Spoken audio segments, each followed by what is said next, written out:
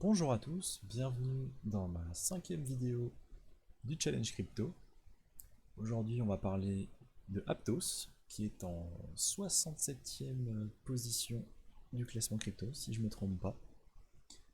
Donc comme d'habitude, on va passer à la fiche. Alors d'abord, les infos générales sur le projet. Donc Aptos, c'est une blockchain de type Layer 1. J'ai pas mis la date, mais vous le savez sûrement, il est sorti il y a un mois et demi.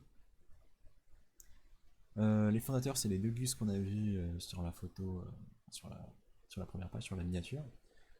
Donc des anciens de Meta qui ont bossé sur la blockchain Libra, enfin la blockchain crypto Libra, donc, du coup qui ont une expérience dans ce domaine-là qui est pas négligeable, donc c'est plutôt bien.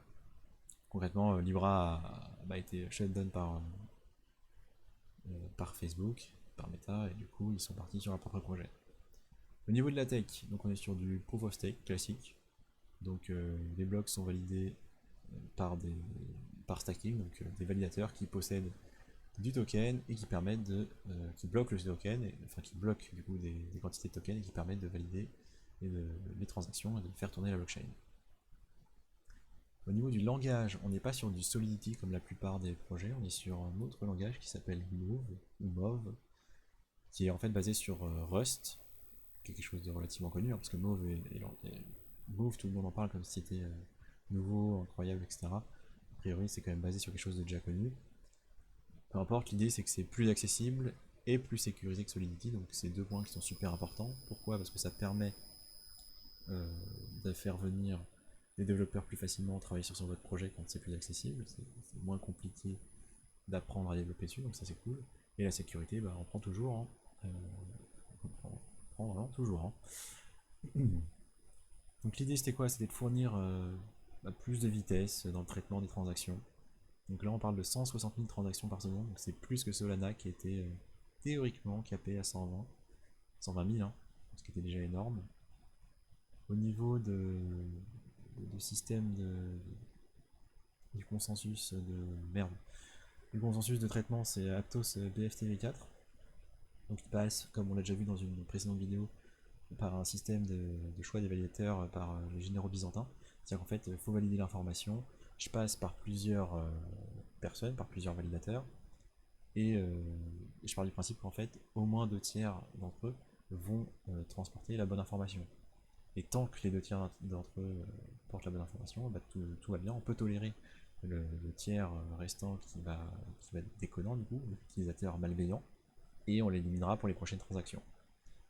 Donc why not, hein, c'est un système qui a priori a l'air de tenir. Au-delà de ça, ils ont un équivalent sharding. Sharding, je rappelle, ça permet de traiter beaucoup plus d'ordres en même temps, parce que sur une blockchain classique, vous allez traiter les blocs les uns après les autres. La validation se fait bloc par bloc.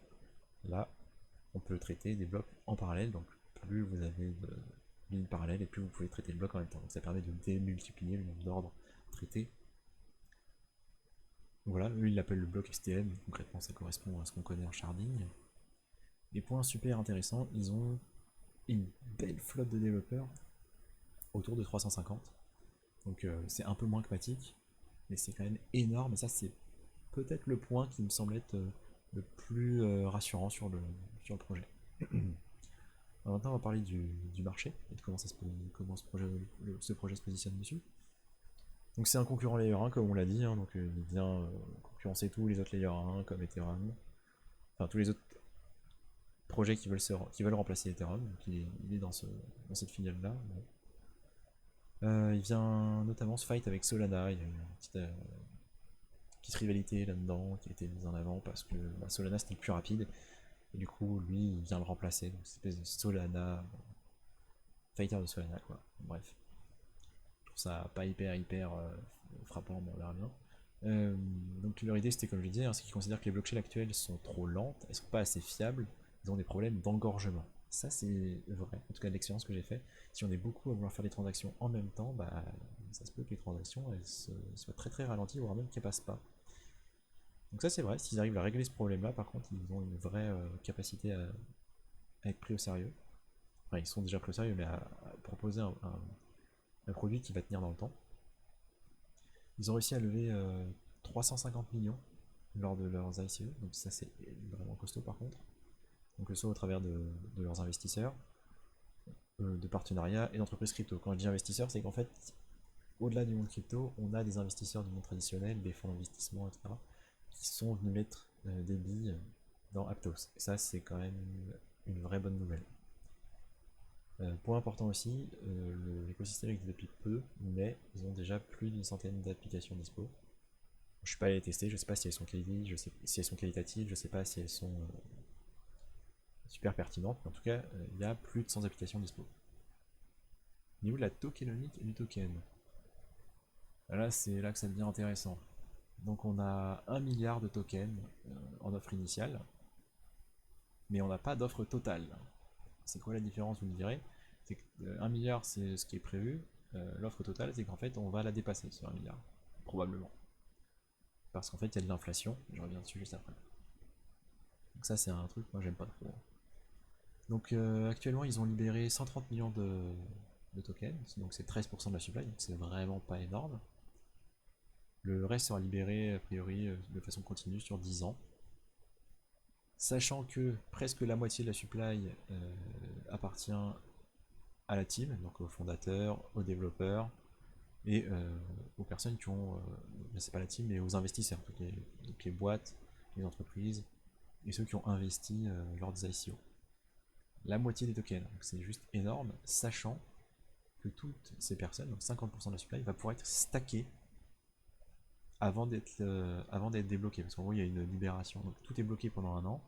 Donc là pendant un an eux ils vont tout rien toucher, ils peuvent stacker et c'est distribué après tous les mois pendant 4 ans. Donc faut s'attendre à mon avis à des gros dumps. Parce que là dans un an quand tout va être libéré, les mecs ils vont vouloir vendre un peu, à mon avis, ils vont vouloir récupérer un peu de liquidité. Donc je trouve que c'est pas super bon pour le token, pour le cours du token, hein, je veux dire pour de potentiels investisseurs qui arriveraient maintenant, pour moi ça c'est pas ouf hein, comme information.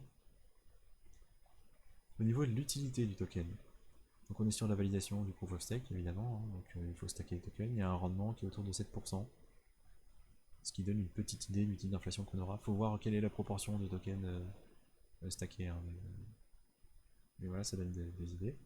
Donc il y a une inflation évidemment qui est prévue, c'est pour ça que l'offre totale est inconnue, parce qu'en fait, évidemment, faut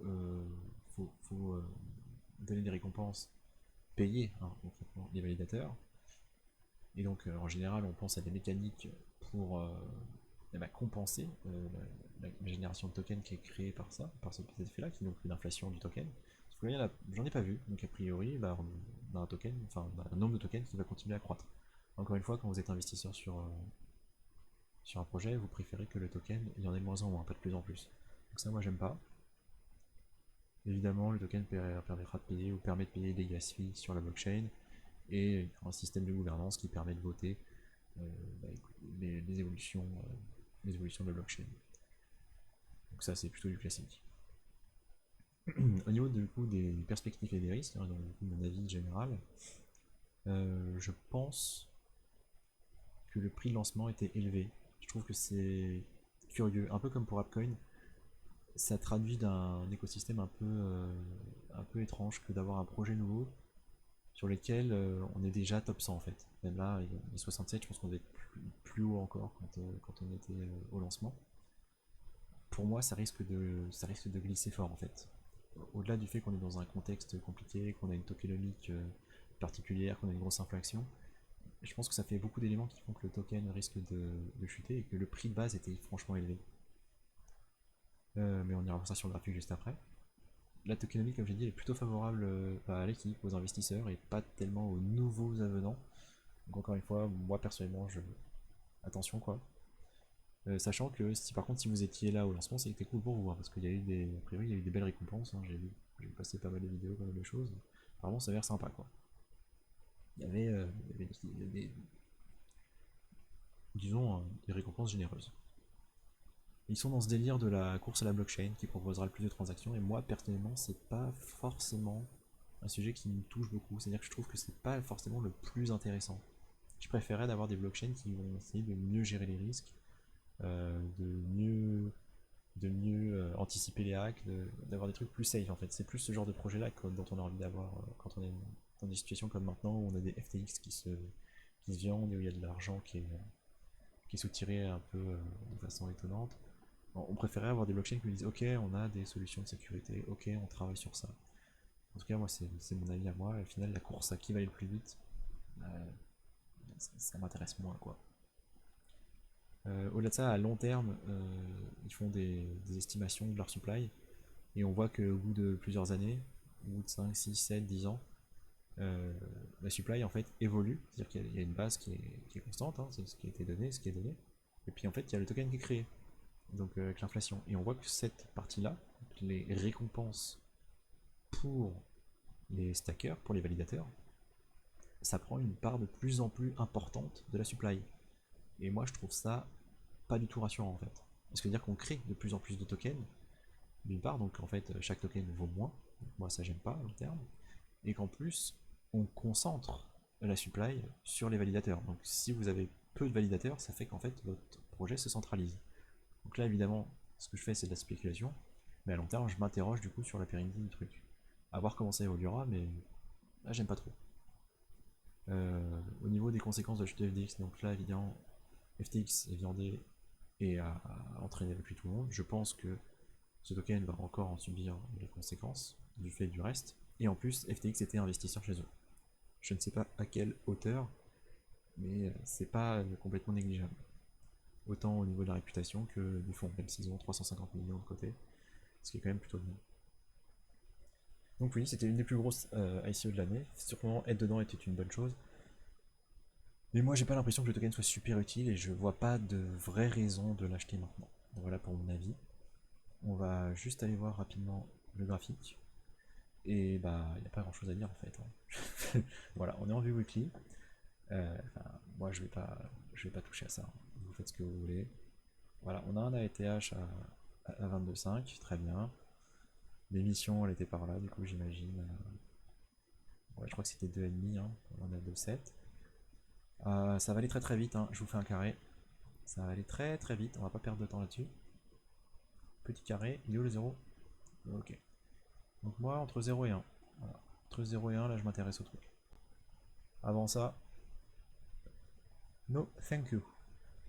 C'est mon avis à moi, bien évidemment. Vous en faites ce que vous voulez.